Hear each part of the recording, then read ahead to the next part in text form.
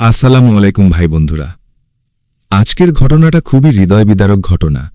এই ঘটনাটা যার সাথে ঘটে সে খুবই বিপদগ্রস্ত হয়ে পড়ে, ফলে এই বিষয়টা সারা জীবন মনে থাকবে। রাজশাহীর পাশের এক গ্রাম, পদ্মা নদীর ধারে ছোট্ট একটা জেলেপাড়া। দিনমজুর আর জেলেদের জীবন শান্ত, কিন্তু নদীটা ওটা কখনোই পুরোপুরি শান্ত না। এই গল্পটা শুরু হয় রফিক নামের এক জেলেকে নিয়ে। রফিক প্রায় 15 বছর ধরে পদ্মায় মাছ ধরে। সে নদীকে ভয় পায় না, বরং সে বলতো, নদী আমার মা, ও আমাকে কখনো কষ্ট দেবে না। কিন্তু গ্রামের বয়স্করা একটা কথা সবসময় বলতো, রাতে 12টার পর নদীতে নামিস না, ওই সময় নদী আর নদী থাকে না। রফিক এসব কুসংস্কার মনে করত। একদিন পূর্ণিমার রাত, চাঁদের আলোয় পুরো নদীটা রূপালী হয়ে আছে। সেদিন মাছও বেশি ওঠে। এই লোভেই রফিক সিদ্ধান্ত নেয় রাতে যাবে।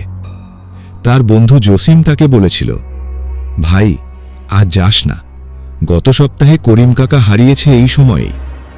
রফিক হেসে বলেছিল, ওসব গুজব, মানুষ ডুবে গেছে, ভূতের গল্প বানিয়েছে। রাত 11:45। রফিক তার ছোট নৌকাটা নিয়ে নদীর মাঝখানে যায়। চারপাশে নিস্তব্ধতা, শুধু পানির শব্দ আর দূরের কুকুরের ডাক। 12টা বাজতেই হঠাৎ করে সবকিছু বদলে যায়। হাওয়া থেমে যায়, নদীর পানি একদম স্থির, এমনকি ঢেউও নেই। সে একটু অস্বস্তি অনুভব করে। সে জাল ফেলতে যায়, তখনই ছপ ছপ, পানির নিচে যেন কেউ হাঁটছে।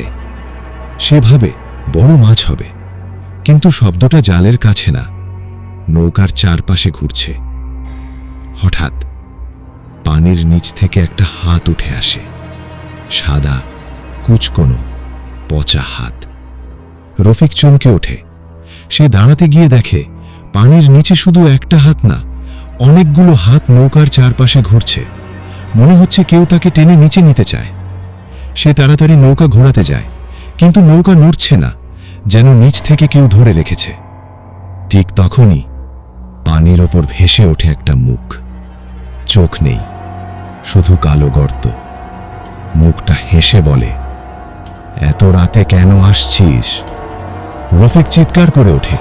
সে দাঁড় দিয়ে জোরে আঘাত করে পানিতে, কিন্তু যত আঘাত করে তত হাত বাড়তে থাকে।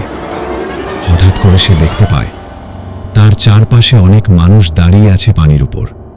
সবাই ভিজে, নিথর, চোখ নেই। ওদের মধ্যে সে চিনে ফেলে করিম কাকাকে।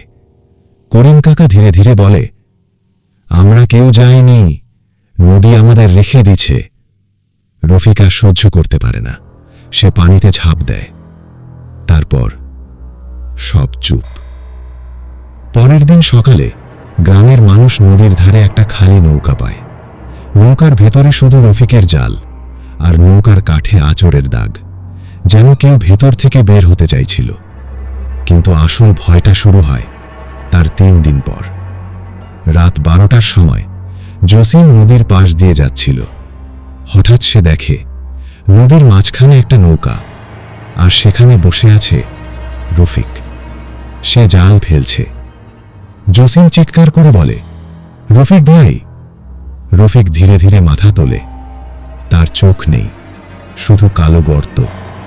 সে হাসে আর বলে, মাছ ধরতে আসবি? সেই দিন থেকে গ্রামের কেউ আর রাত 12টার পর পদ্মা নদীর দিকে তাকায় না, কারণ তারা জানে নদী শুধু পানি না, ওটা কিছু ধরে রাখে, আর যদি একবার ধরে ফিরে আসা যায় না। ধন্যবাদ প্রিয় সকল ভিউয়ার্স বন্ধুদের, যারা এত সময় আমাদের সাথে ছিলেন। যদি কারো বাস্তব জীবনের ঘটে যাওয়া ঘটনা থাকে, আমাদের মাধ্যমে সেটি শেয়ার করতে পারেন। ধন্যবাদ।